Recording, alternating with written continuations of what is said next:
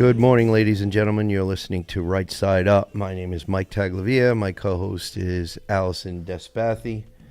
Allison, good morning. How are you? Good morning. I'm doing great. Nice to be here. So, we're still having pretty nice weather. I know it's been cooler as long as it goes on for a long time before the snow flies. It really would be nice. I know. And we have been getting a little bit of rain, which is nice, so that we don't go into a drought condition. Right, but the gardens do need more. Yeah, a little bit. Yeah, I yeah. was driving down past the cornfield today, and the wind was hawking at the top of a hill, and the corn on the first few rows was looking a little bit dry. Yes, so it could use a little hit. Yeah. So, all right, ladies and gentlemen, I want to bring something up that we've talked about a lot, and in the context of this election now, mistakes, keep bringing up mistakes, decades of mistakes. The Vermont Promise talks about it. I've talked about it. I've brought it up with bill presentations. And now we have more and more documentation to back it up. Yeah, and just digging into the details of where the problems and let's fix them for Vermont. Right. Yes. Right. We need to reverse course here. Yes. So, FYIVT.com, Dave Sulia, dated August 22, 2026. You really ought to know what a REC is, a renewable energy credit. Vermonters are being scammed, and they're paying for it twice. While you pay some of the nation's highest electric rates to fund Vermont's renewable energy revolution, utilities sell the environmental credit for that clean energy to other states. On paper, Vermont looks like it's using dirtier electricity from the regional ISO New England grid, artificially inflating its greenhouse gas, GHG, emissions, and justifying costly climate mandates like the Global Warming Solutions Act, GWSA.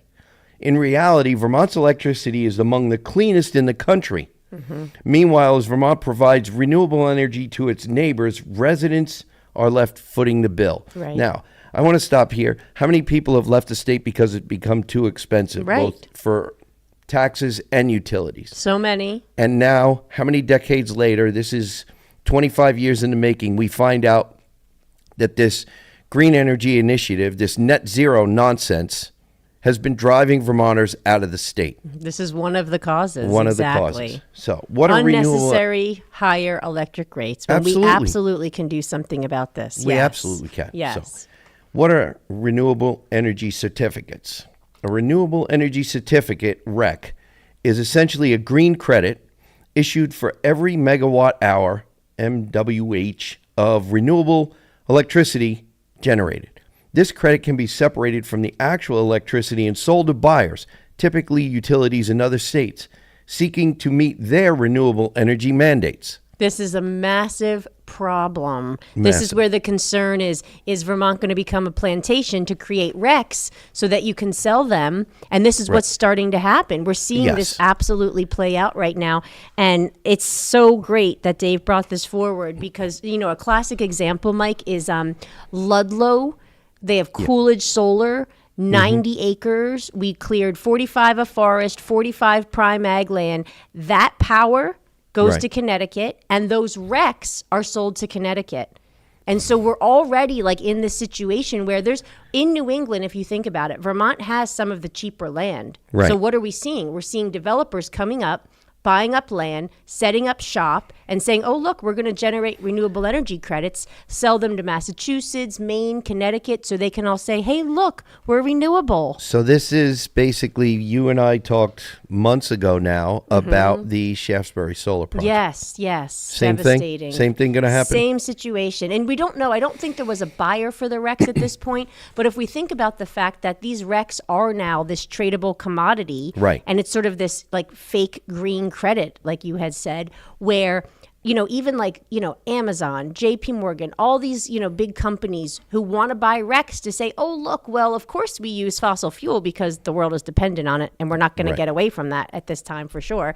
But we're going to hide it and we're going to buy RECs to hide that. Right. So this is the situation. And what does that do? It leads to these quote unquote renewable energy products sprawling all over the environment, to create RECs. So this is some sort of environmental penance. Yeah, right? it's definitely, yes. Purchasing. The indulgences. Yes. Yes. Okay. Yes. Yeah. That is exactly it, for sure. Which, and it's not helping our prime lands. No, it it's doesn't not help our helping environment. our working lands and our forests, because we've seen, like you said, in Ludlow and Shaftesbury and so many other places, the Lowell Wind Project. Yes, They destruction. dynamited the top off of Mountain. No. Okay. I know. So I'm glad Dave brought this out. I'm Me glad too. this came out when it did. We are in the middle of campaign season. Ladies and gentlemen, you need to be looking at, if you have a currently serving legislator and they've been in the legislature for a while, this stuff has been going on since early 2000s. Yeah. So if you have a legislator who has got a long history in the legislature, now that you know about these RECs and you know about this article, please read all the way through it and find out if your representative or senator was part of voting for this stuff. Was your representative, senator, for the Global Warming Solutions Act? Was Right. they for the Renewable Energy Standard, the Clean Heat Standard, all of those things? Did they Right. vote for the Climate Superfund? Right. We're going to deal with that one next with this next article coming up, because Right. there's more and more proof that mistakes have been made, and now is the opportunity we have. And this is also where we end up landing in this situation where it all is burdened on Vermonters to pay for this. Yes. Unnecessarily. So now we have these higher electric rates that we are paying for so that utilities and, investors or development investors can have these RECs to sell at our expense. And already, and Mike, you said this earlier, in Dave's article, we have the highest amount of in-state renewable energy generation. We have the cleanest portfolio. Like Vermont we're doing our job. We're doing our part. We're doing so it we right. shouldn't have more put on us. And I was saying this in a back and forth with someone of like, they're expecting Vermonters to carry the weight of the world. I mean, if you look at China right now, China is not going to do anything about its coal. It's like ramping up all energy sources in China. It is. It definitely And here we is. are, we're doing such good work, and yet we still have legislators who want to make it more difficult and more expensive by these laws that you're talking about. Right. That need to be turned around. It really So- is a scam. It really is. That's why I wanted to make sure I brought it up. And we do have some more time. I would like to probably cover the other article. I don't have it up. The Fiscal Alliance Foundation the article. Fiscal Alliance Foundation article. But basically, 25 years, ladies and gentlemen, Yes. 25 years, we're still just as dependent on petroleum products as we were 25 years ago. Yes. Do you want me to read a little bit on this? Yeah, Do we have that would be time? good. That would be Okay. good. So basically, what has just happened is there has been a new white paper report, and it's called New England's Energy Transition Colliding with Reality. And this was put out by Fiscal Alliance Foundation out of Boston. We do have a Fiscal Alliance Foundation here in Vermont. But basically, the bottom line, 25 years of New England electricity data reveal persistent fossil dependence and growing cost and reliability risks as demands begin to rise. Right. So a new white paper released today by Fiscal Alliance Foundation finds that despite 25 years of major changes to New England's electric grid, the region remains essentially as dependent on fossil generation today as it was in 2000. And just for the listeners, this is out of Vermont Daily Chronicle, where they summarize some of the key points. In New England's energy transition colliding with reality, energy policy analyst Lisa Linaus, who's amazing, examines a quarter century of regional electricity generation data and finds that fossil fuels supplied 55.4% of New England's internal generation in 2025, compared with 54.6% in 2000. So we're literally right there. But we also have to isolate look at the money we fact. spent. Yeah. Yeah, I mean, how much money? We have put so much money. Ratepayers have paid a lot. And we also have to think about, like, Vermont, again, just like we said, we've done our fair share. Yes. So if the other states want to do something different, they can, but don't put it all on Vermont, which is what we're starting to see happen with this REC situation. Yeah, and with the Global Warming Solutions Act, the threat in that legislation we have to go back. We have to revert. Yes. We have to be regressive and go back to 1990s levels of emissions. No, we don't. It's not realistic. It's number not one, it's not realistic. realistic. Number two, we have 2 articles now, one and a study that are showing us that we've been doing the right thing, and we're selling the credit to other states and other utilities. Right. At And the that's cost where of Vermonters losing are going to Vermonters. get exactly, and that's where Vermonters are definitely getting scammed. And this has to come forward, and hopefully, legislators across the board, you clearly understand this. I think in general, the Republicans, especially from what I can see with the Vermont Promise that was put out by the Vermont Republicans, it's like there is awareness and understanding of the detriment of these policies, and it's trying to get Democrats and other legislators on board to say we can't do this to Vermont. You don't treat people that way, period. And we're already doing so much. I mean, and we've talked about before, Mike, we pay to Efficiency Vermont. We pay the Regional Greenhouse Gas Initiative, which gives millions and millions of dollars for weatherization of homes. I mean, we pay a fuel tax for weatherization. Yes. There is so much we are already doing, and we have to respect that Vermonters, we're trying our best and stop pushing more on us. Well, and it's not just that. We know we have all the proof that we're trying our best. It's the idea that, okay, look at how many subsidies we had for EVs. Yes. I don't know if there were subsidies for hybrids, but there were definitely subsidies for EVs, subsidies for putting in chargers of different varying yes. powers, fast chargers and the like. Yep. All of this stuff. Subsidy is other people's money. The taxpayers were paying for these subsidies.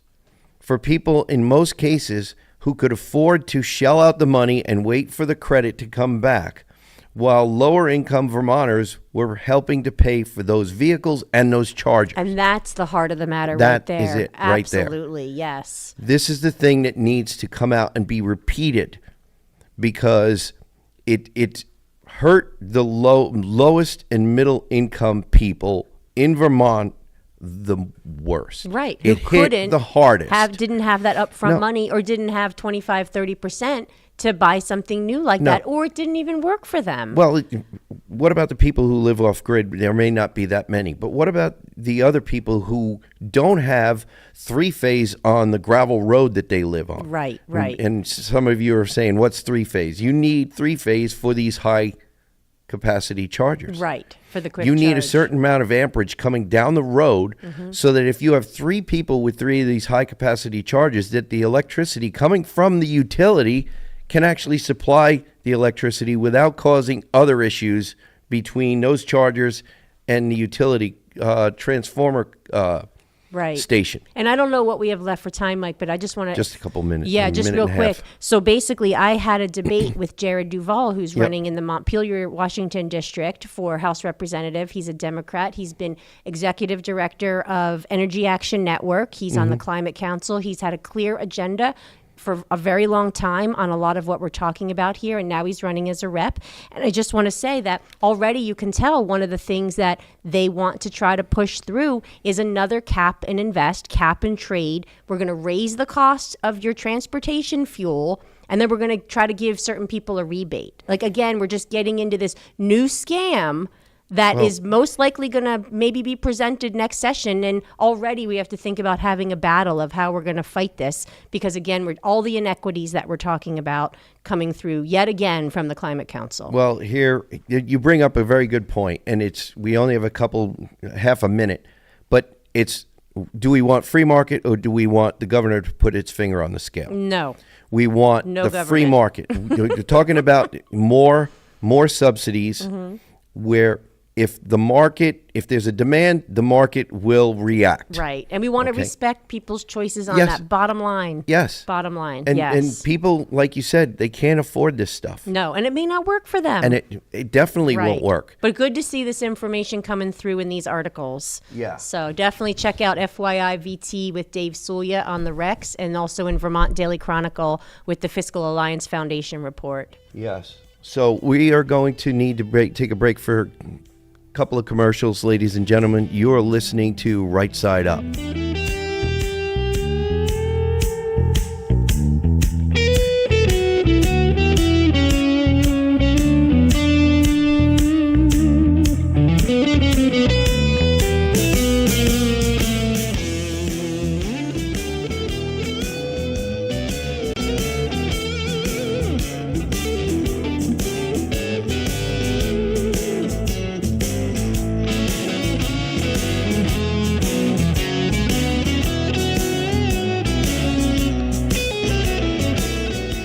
Welcome back, ladies and gentlemen. You're listening to Right Side Up. My name is Mike Taglavia. My co-host is Allison Despathi.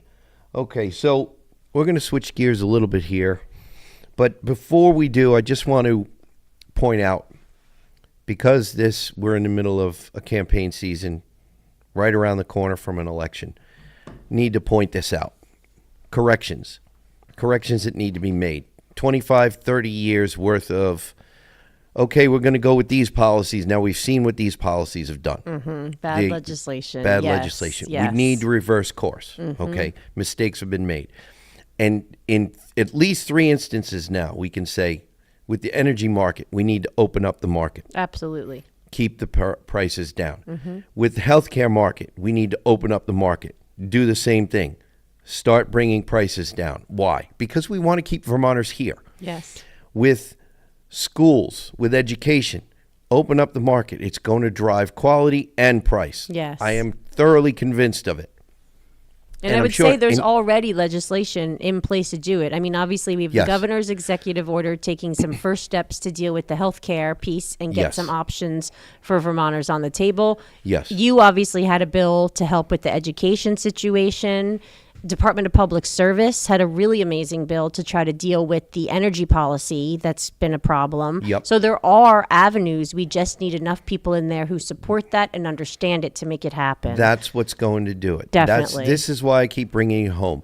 If for people who are on the fence, just keep that in mind. If you're going to change what legislation gets debated, you're going to need to change the makeup. You're going to need to change who is in the majority. Yeah. You're going to need to, as much as you may think someone is a nice person, they maybe need to be sent home so they have more time to meet with you and have coffee and you can see how nice they are. Right. And we just have to correct the course, get us on a good page. Like you said, there's absolutely places where we've got to clean this up. And you know what is so promising to me and just gives me a lot of hope, Mike, I have to say? So Lieutenant Governor John Rogers, who obviously was a Democrat, Yes. flipped parties because he was so upset during the Clean Heat Standard 2024, what was going on, that he came and we did that Tap Trees Not Vermonters press conference. And he was like, oh my gosh, what's happening? So he switched parties, totally got in behind with the Vermont Republicans, obviously was elected lieutenant governor, did great work. And now it's phenomenal to see Democrats supporting him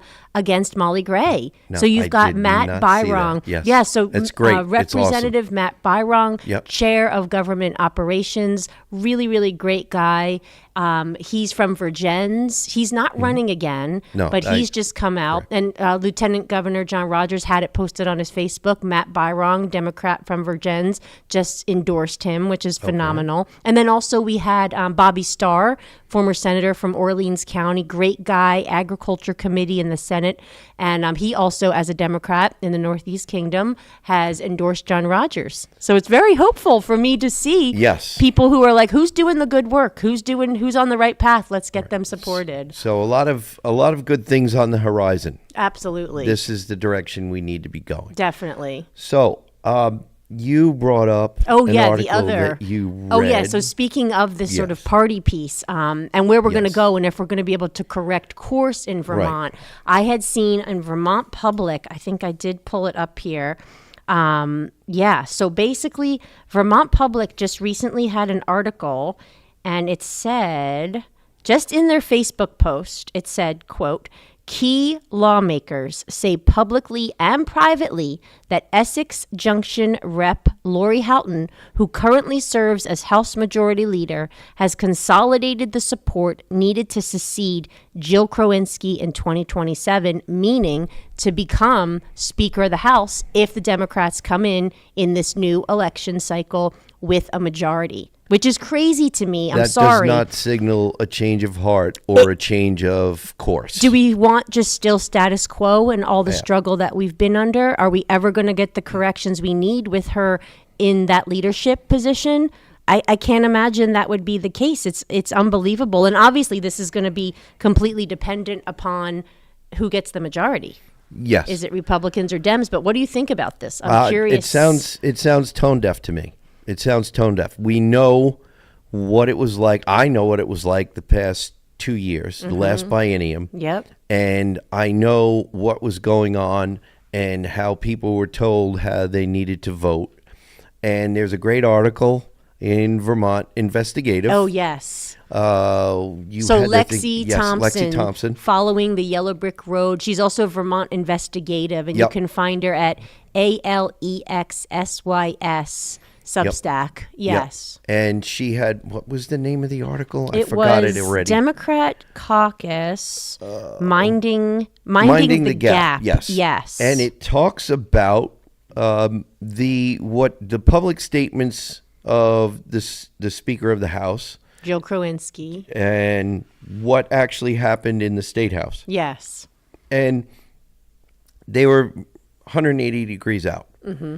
And what was going on behind the scenes in the State House is many in the majority party, all in the majority party, were not only getting emails, but they were being told in caucus meetings, this is the vote. You vote no. This is how we're going to vote no. Right, right.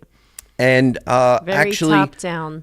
there was a vote that was actually postponed. It was postponed and then canceled because they didn't have the votes, because the caucus was, the majority caucus was, a bunch of people were actually going to vote with their constituency instead of the party. Which is how it should be. You should be voting with your constituency. So, Right, yeah. So right. the vote was actually canceled. This one vote was a late night vote. Mm-hmm. That was one of the days we were in there late. It was later in the session. So they couldn't secure the votes. They were losing control, so to speak, Yeah. of their party. And that's where you do see, and I think Lexi brought that through really well in her article, that heavy-handed top-down control of within the Democratic Party leadership, which is Yeah. very different. I mean, correct me if I'm wrong. It seems like from a Republican standpoint, No. you guys don't go through that. Well, the minority leader was quoted in that article, and I was Yes. never told how to vote. Right, Never right. told how to vote. Yeah. So basically, So- information was shared. Oh, yeah. You guys would Information was obviously shared. process bills. Yeah, there would be a Right. back and forth. There would be reasons why, some people. I talked to numerous people about some of the bills, Mm-hmm. and you deliberate. You think about them a lot, depending on what they are. Right. But it was not like, okay, we're going to do this. You weren't like whipped into No, this is how it's. absolutely not. Yeah, it No. was just really crazy to see that go on. And that reminds me of Representative Bach. So the first time that the Clean Heat Standard came through the legislature, went to the governor's desk, the governor vetoed it, and then it came back, of course, to see if they could overturn the veto. Representative Bach, Democrat representative, was the one sole vote Democrat that upheld the governor's veto. And I cannot even believe what he went through from the Democratic leadership. I mean, Really? he was whipped left and right. I mean, so much conversation, so many meetings, so many people brought in to try to twist his arm and get him to change his vote. And you know what? He was not running again. So he did not have the pressure of, you're going to be primaried if you don't come with us. Right. So he voted his conscience. He voted for his constituents. And that was the first time that we had defeated the Clean Heat Standard thanks to him, which is really amazing. But the amount of pressure that goes on in the party like that, it seems like. Well, we have, the thing that really gets me is we have now decades of history to show what it's done to the economy. Yes. How many people it's driven out of the state. Right. We have, including death rates and people moving, we are in a net negative year over year, I think for 2 years running now. Yeah, I'm not sure. I didn't see that data, right? But we're not going in the right direction. No, we know So- that. That's for sure. So this election is about changing course in many aspects. Right. So it's going to be very interesting. And I just want to come back to Lori Houghton. I mean, she's, at least in my observation, and you might disagree with me, Mike, but she's just been sort of typical. This is what we've done for the past decades. This is the policy we've created that is not helping Vermonters. That is really, I feel like, attacking Vermonters. And now already it looks like she's lined up, if the Democrats win, to come in as leadership. So we're literally going to be business as usual, which is not what Vermont needs and is looking for right now. It just really sounds tone deaf. We're in August. Right. We're in August, and they're already trying to line this up.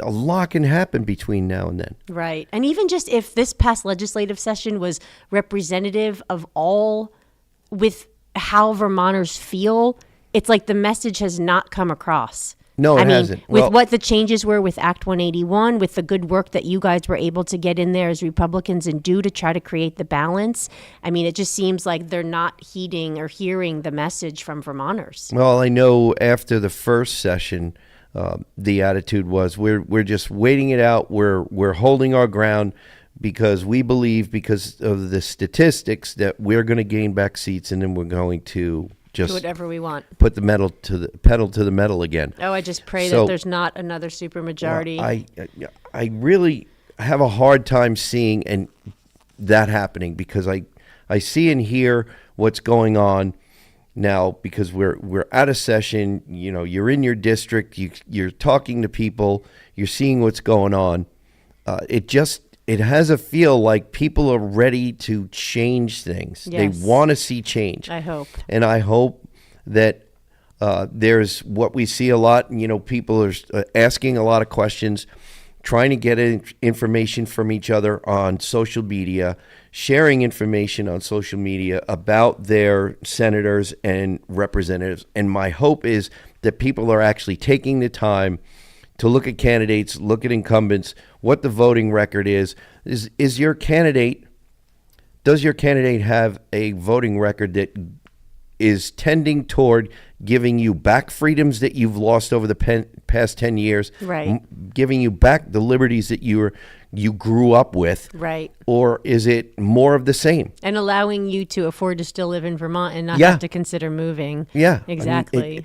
The polls, it's a crazy number how many people say Vermont is unaffordable, and they've in some level of consideration when they're going to move or if they're going to move. Right. Instead of, oh, it's a beautiful state, I talk to my friends about it all the time. No. This is what I want to start hearing. Right. It's heartbreaking, and we have it to really is. we have to really just stop that trend. And the way to do that, as we've said multiple times, is the composition.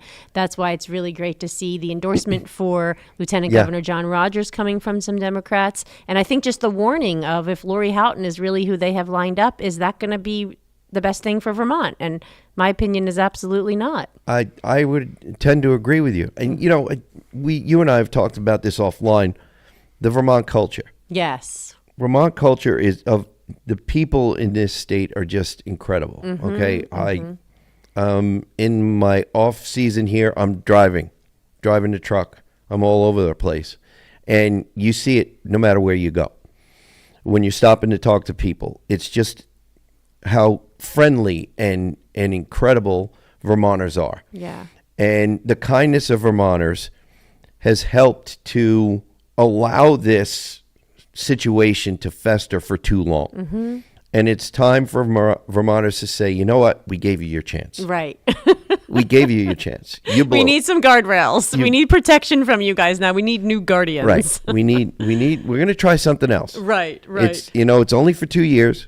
Everybody says things are going to start turning around, which I think they will. And I think if people took a moment and read through the details of the Vermont Promise, I just think Vermonters, like you said, kind, hardworking, independent Vermonters will really understand, oh, look, that's a great plan. That will help. That will make a difference. Oh, yeah. Yeah. It definitely will. It definitely will make a difference. And it's because the makeup in the committees,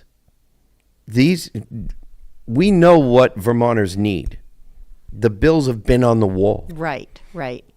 It's We Vermonters just have to move now. them. Now we got to move them. Yes, filling out that ballot with the right check marks on the right piece of paper, Right. in the right section of that piece of paper, Right. is what's going to give us a bunch of those bills back again, because they've been there for at least 2 bienniums now, a Right. bunch of them, so that we can actually say, "Yep, look what's on my agenda today." Right. This is what we're doing. That's what I want to see. And being in there and watching closely, I just really am hopeful that Vermonters will give the Vermont Republicans a try at this majority to just make the stuff happen and correct the course, as we've been saying. I think everyone will be incredibly happy and relieved to not be battling bad policy, as it seems like we've been doing for actually decades. Yeah, decades. Yeah. So, ladies and gentlemen, we will return after we pay a few bills. You're listening to Right Side Up.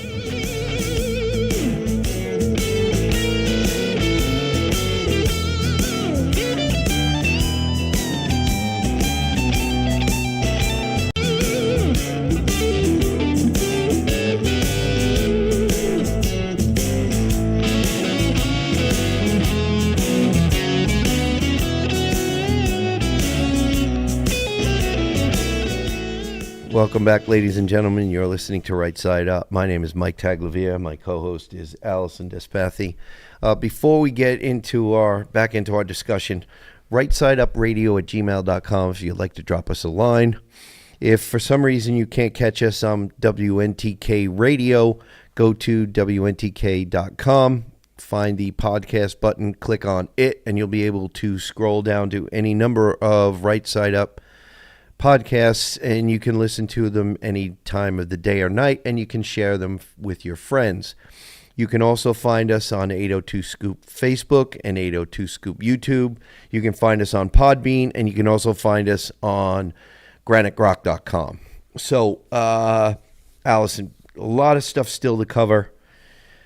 And I've already forgotten what we already prepared. Well, I think the biggest thing, Mike, that I was really hoping, you were last week at the Two Rivers Ottaquechee Regional Commission meeting. Well, I attended via Zoom. Yeah, okay, yes.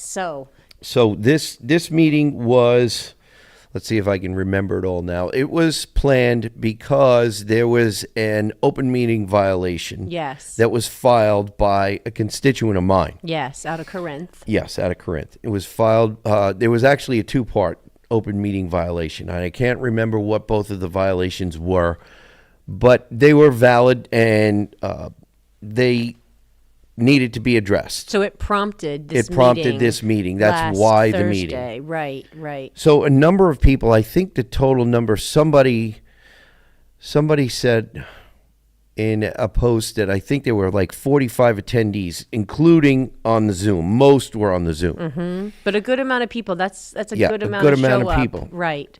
So I get on and I'm having trouble getting on. I finally get on and I've got no video. Okay. And somebody chimes in on the Zoom and says, I've got no video. Where's the video? Oh, well, we're not required by law to have video, so we're not having it. So, and this is where, to me, it's just astounding and really unacceptable in the sense of you have an alleged open meeting law violation that needs to be addressed. Yes. And they're cutting off video and really, again, making it more difficult for people to participate. Yes. And we'll get back to making it more difficult for people to participate because it gets to the heart of a bigger problem. Yes. So there were a lot of people who were taken aback by that. They were upset by that. They were not happy. It was asked of the executive director a couple of times to turn on the video to no avail.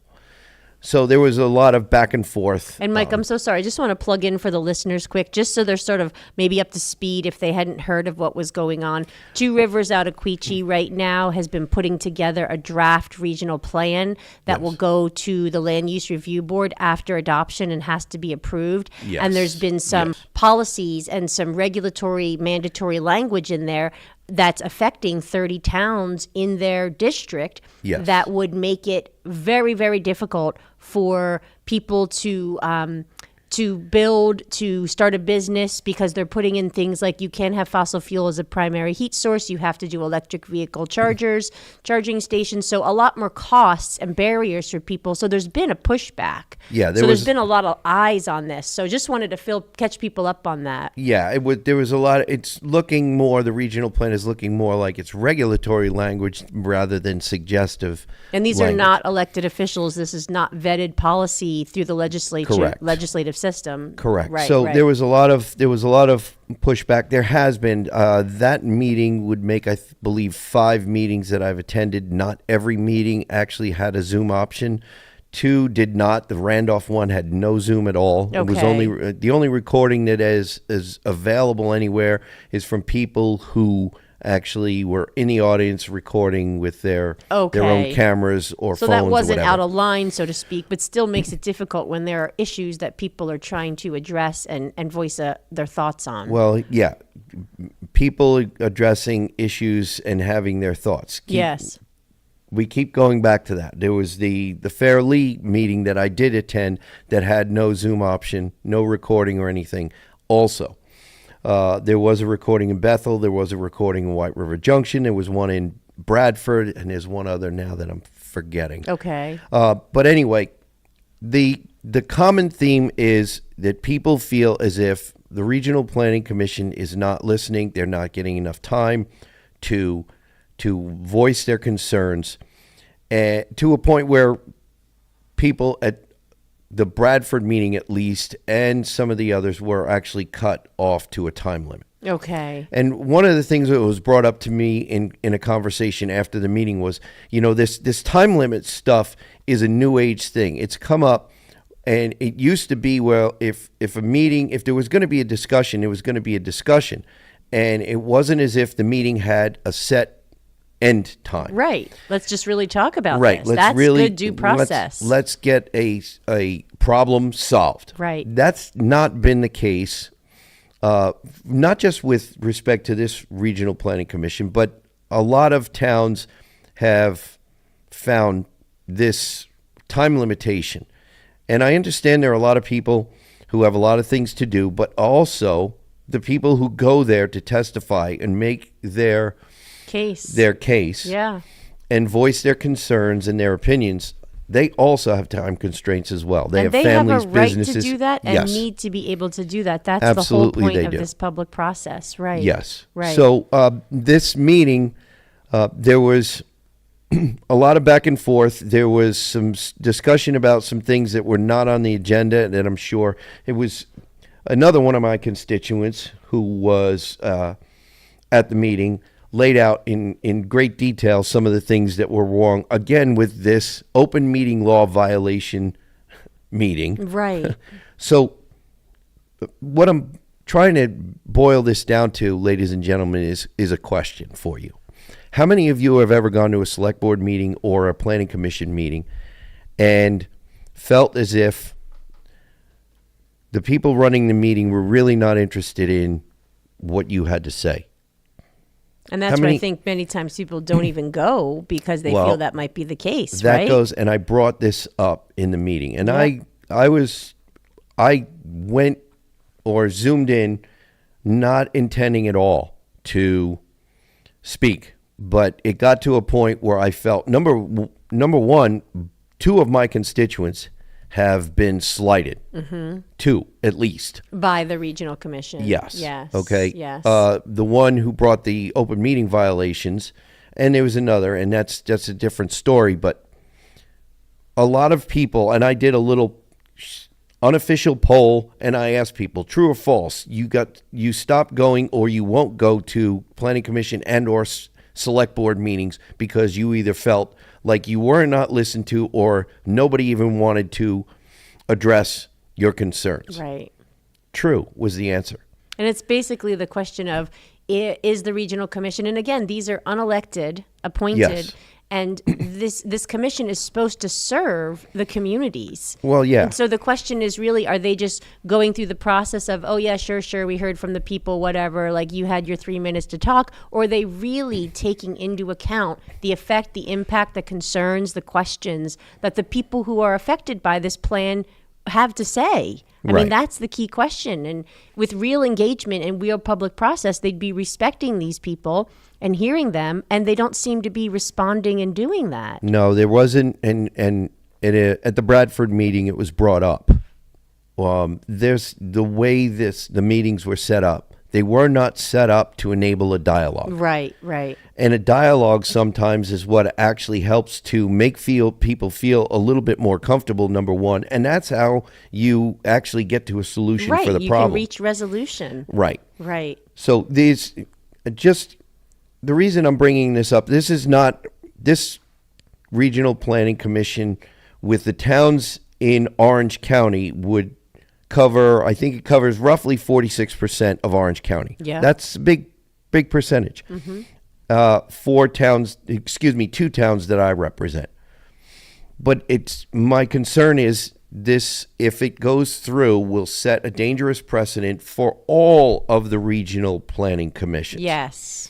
If they And we decide don't to do want this, for me, that's not what the direction this regional plan is going, is not reflective of the original purpose of the regional commissions. regional Exactly. commissions. Exactly. The legislation that enabled the regional commissions is referring nothing to what we're doing now. And it's through this incremental, slow drip of more and more and more authority that I am seeing the question that keeps coming up for me is, how are we going to have growth when all we have is more and more restrictions? Right.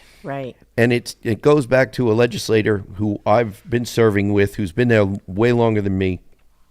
He said way back, there was a movement, and it was no growth. And he said, and then the people who had the no growth label decided that was not a good label. We're going to go to smart growth. Yeah, smart growth. So there's either a different label, or it's more subtle, but they're not calling it no growth. Right.